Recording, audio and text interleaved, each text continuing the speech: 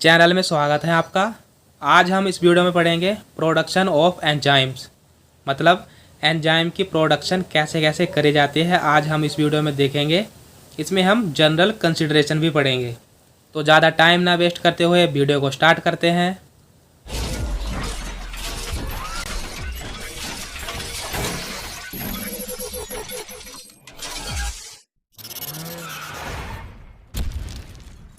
तो थोड़ा सा इंट्रोडक्शन देख लेते हैं एंजाइम्स का।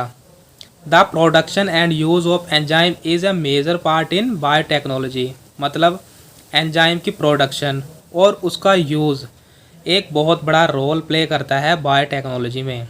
बायोटेक्नोलॉजी क्या होती है, आपको उसकी वीडियो का लिंक डिस्क्रिप्शन बॉक्स में मिल जाएगा, वहाँ देख लेना। Second, various field like microbiology, chemistry, process engineering and biochemistry have contributed extensively in the growth of enzyme technology, मतलब बहुत से फील्ड जैसे माइक्रोबायोलॉजी हो गई, केमिस्ट्री हो गई और प्रोसेस इंजीनियरिंग हो गई और बायोकेमिस्ट्री हो गई, ये अपना योगदान देते हैं जिससे कि एंजाइम की ग्रोथ होती है।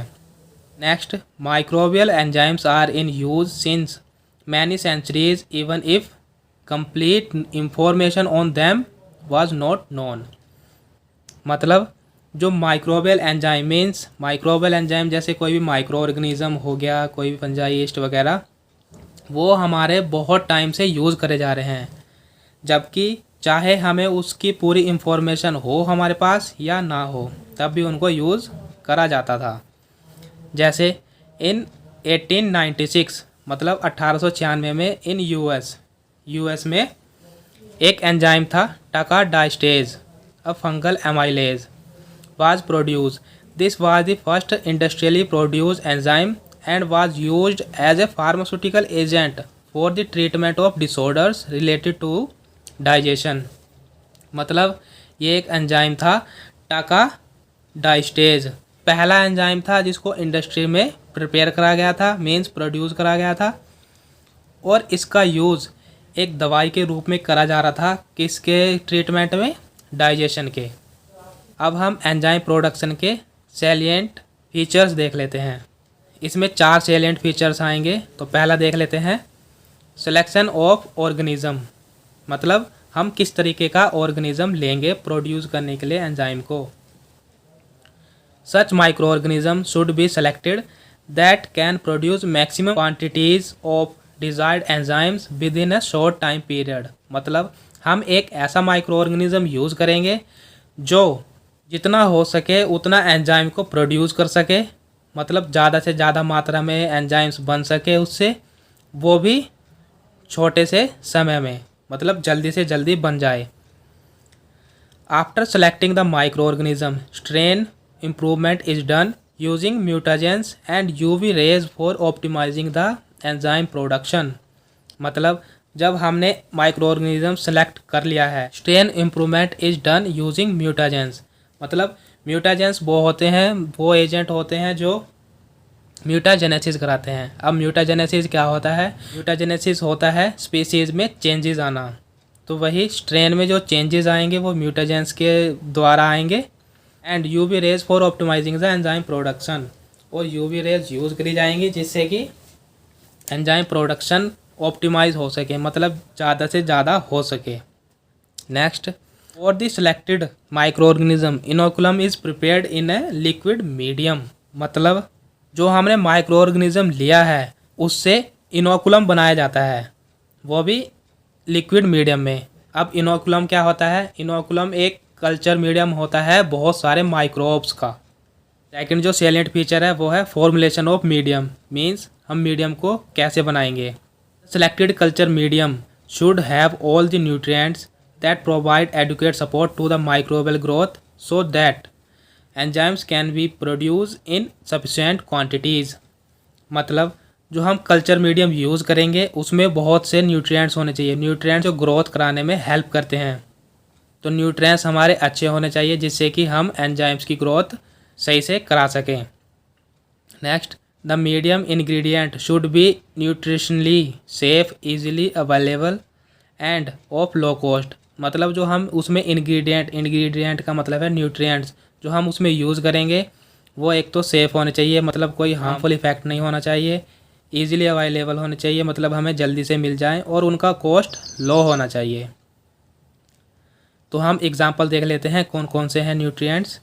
Starch, hydrolysate, molasses, corn steep liquor, yeast, extract, whey, soybean, meal, some cereals जिसे हम व्हीट कहते हैं, एंड पल्सेस, पल्सेस में आते हैं पीनट्स, मूंगफली वगैरह, are some of the substrate use commonly for medium, मतलब मीडियम होता है मतलब कल्चर मीडियम, जिसमें हम कोई भी माइक्रोब्स लेते हैं और उसकी ग्रोथ कराते हैं। उसमें हम न्यूट्रिएंट्स की तरह क्या क्या यूज़ करेंगे, ये सारी चीज़ें यूज़ करेंगे। Next, the medium pH should be optimal for adequate microbial growth and enzyme production, मतलब जो मीडियम की pH होगी उसको हम निर्धारित कर लेंगे, एक सेट कर लेंगे pH, जिससे कि माइक्रोबियल ग्रोथ अच्छी से हो और जिससे एंजाइम प्रोडक्शन हो जाए। जो नेक्स्ट सेलेंट फीचर है मीन्स थर्ड, प्रोडक्शन प्रोसेस, तो इसमें देख लेते हैं क्या होता है। Industrial production of enzymes carried out either bye submerged culture liquid और सॉलिड सबस्ट्रेट फर्मेंटेशन टेक्निक, मतलब अब इसमें हम दो ही टेक्निक यूज़ करेंगे। पहली तो है culture liquid fermentation technique, second solid substrate fermentation technique. तो सबमर्ज का मतलब होता है एक प्योर कल्चर का यूज़ करके माइक्रोब्स की ग्रोथ कराना, तो लिक्विड मीन्स सस्पेंशन होगा और सॉलिड में कोई भी सॉलिड मटेरियल हम यूज़ करेंगे। Next, the former method is preferred as the yield are more and the chances of infection are less, मतलब हम एक फॉर्मर मेथड यूज़ करेंगे जिससे कि जो हमारी एंजाइम की प्रोडक्शन होगी वो मैक्सिमम होगी, मीन्स ज़्यादा से ज़्यादा होगी और इन्फेक्शन के चांस बहुत कम होंगे, इसलिए हम फॉर्मर मेथड यूज़ करेंगे। Production of enzyme is carried out by batch fermentation process mainly and by continuous process to a lesser extent. अगर हम एंजाइम की प्रोडक्शन कर रहे हैं तो उसमें हम बैच फर्मेंटेशन हो सकती है उसमें, या कंटिन्यूस प्रोसेस हम यूज़ करेंगे। बैच फर्मेंटेशन क्या होता है ये आप 5th यूनिट में पढ़ोगे बायोटेक्नोलॉजी की, और कंटिन्यूस प्रोसेस वो भी आप 5th यूनिट में पढ़ोगे। तो ज़्यादा हमारा बैच फर्मेंटेशन यूज़ करा जाता है। जो नेक्स्ट सेलेंट फीचर है वो देख लेते हैं कौन सा है। Recovery and purification of enzyme, तो इसमें देखते हैं क्या आता है।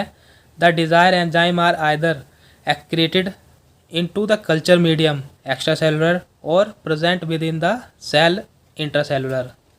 जो एंजाइम आया है मतलब डिज़ायर रेंज जो आई है एंजाइम की, उसे हम या तो कल्चर मीडियम में डालेंगे जिसे हम एक्स्ट्रा सेलुलर कहते हैं, एक्स्ट्रा सेलुलर का मतलब बाहर लैब में, या उसे हम इंट्रासेलुलर भी ले सकते हैं। Next, the steps involve in recovery and purification process depend on the enzyme nature and the desire degree of purity, मतलब एंजाइम में हम उसको रिकवर कैसे करेंगे और उसकी प्यूरिफिकेशन मतलब उसको प्योर कैसे करेंगे वो हमारा डिपेंड होता है एंजाइम के नेचर पे, मतलब किस तरीके का नेचर है एंजाइम का। An extracellular enzyme present in the broth can be recovered easily in comparison to the recovery of an intracellular enzyme. जो एक्स्ट्रा सेलुलर एंजाइम है मतलब जो हम बाहर ले रहे हैं, जो हमारा ब्रोथ का मतलब होता है कल्चर मीडियम, जो हम कल्चर मीडियम में ले रहे हैं उसकी रिकवरी करनी आसान होती है, किसके कंपैरिजन में, इंटरसेलुलर एंजाइम के कंपैरिजन में। तो ये थे साइलेंट फीचर एंजाइम प्रोडक्शन के। अब आपको एक फ्लो चार्ट दिखा देता हूँ मैं एंजाइम प्रोडक्शन का। तो ये है flow chart for the production of enzyme by micro organism, मतलब माइक्रो ऑर्गेनिज्म की मदद से हम एंजाइम को कैसे प्रिपेयर करेंगे मीन्स प्रोड्यूस करेंगे, वो देख लेते हैं कैसे कैसे करेंगे। सबसे पहले हम इनोकुलम लेंगे मीन्स प्रिजर्व्ड इनोकुलम। इनोकुलम होता है मिक्सचर ऑफ कल्चर्ड माइक्रोब्स, मतलब जो भी हम कल्चर मीडियम लेते हैं उसमें माइक्रोब्स का मिक्सचर, उसे हम इनोकुलम कहते हैं। फिर क्या होगा, उस कल्चर मीडियम में बहुत सारे न्यूट्रिएंट्स भी होंगे, तो इनोकुलम डेवलपमेंट मतलब हल्का सा ग्रोथ कर लेगा इनोकुलम, मीन्स माइक्रोब्स की ग्रोथ हो जाएगी। फिर उसे फर्दर ट्रांसफ़र कर देंगे इनोकुलेशन टैंक में, फिर इनोकुलेशन टैंक से वो कहाँ जाएगा, फर्मेंटर में, फर्मेंटर क्या करता है, सेल्स की मदद से जो रॉ मटेरियल होता है उसे बायोकेमिकल प्रोडक्ट में कन्वर्ट कर देता है। फिर उससे क्या होगा, फर्मेंटर के बाद सेल डिसरप्शन होगा। सेल डिसरप्शन का मतलब है जो सेल्स है वो टूट जाएगी। और सेल डिसरप्शन इसलिए करते हैं ताकि सेल के अंदर फ्लूइड होता है उसको निकाल लिया जाता है। फिर उसके बाद हम उसकी फिल्ट्रेशन करते हैं। फिल्ट्रेशन के बाद जब फिल्ट्रेशन करते हैं तो उसके बाद सेल डेब्रिस होती है सेल की बॉडी मीन्स कंकाल, वो बाहर निकल जाएगा। फिर उसके बाद removal of nucleic acid means nucleic acid निकल जाएगा। फिर उसमें हम साल्ट ट्रीटमेंट कराएंगे। कोई साल्ट ट्रीटमेंट कराने के बाद हम उसे कूल स्टोरेज करेंगे, मतलब ठंडा होने के लिए या ठंडी जगह रख देंगे। अगेन फिल्ट्रेशन कराएंगे उसकी। जब फिल्ट्रेशन के बाद हम उसे फाइनल प्यूरिफिकेशन, मतलब लास्ट में उसे प्योर पाने के लिए हम उसमें प्यूरिफिकेशन कराएंगे। वो किससे कराएंगे, क्रोमेटोग्राफी। क्रोमेटोग्राफी क्या होती है आपको पता ही होगा। फिर इसके बाद फ्रीज ड्राइंग करेंगे। फ्रीज ड्राइंग करने के बाद सीधा हमारे पास एंजाइम पाउडर बन जाएगा। तो ये थी प्रोडक्शन एंजाइम की माइक्रो ऑर्गेनिज्म से। अगर आपको वीडियो अच्छी लगी हो तो अपने दोस्तों के साथ शेयर ज़रूर करिएगा। Thank you.